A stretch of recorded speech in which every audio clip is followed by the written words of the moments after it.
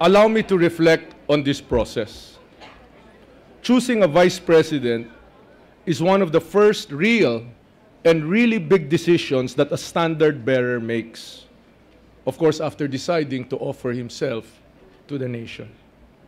Isa ito sa mga unang pagkakataon na nagkaka-insight ang publiko sa pagkatao ng isang kandidato sa pagkapangulo. Will they fall back on a marriage of convenience, on horse trading, on you scratch my back and I scratch yours? Mas matimbang ba ang pagbibilang ng numero at ang pagiging pragmatic? O kakapit ba siya sa idealismo? At tatalima ba siya sa prinsipyo?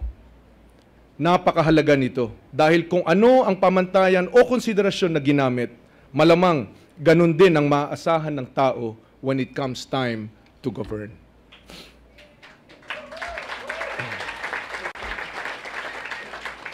Our message has always been about continuity. Malinaw sa akin, kapag sinabing continuity, hindi lang ito ibig sabihin continuity ng programa.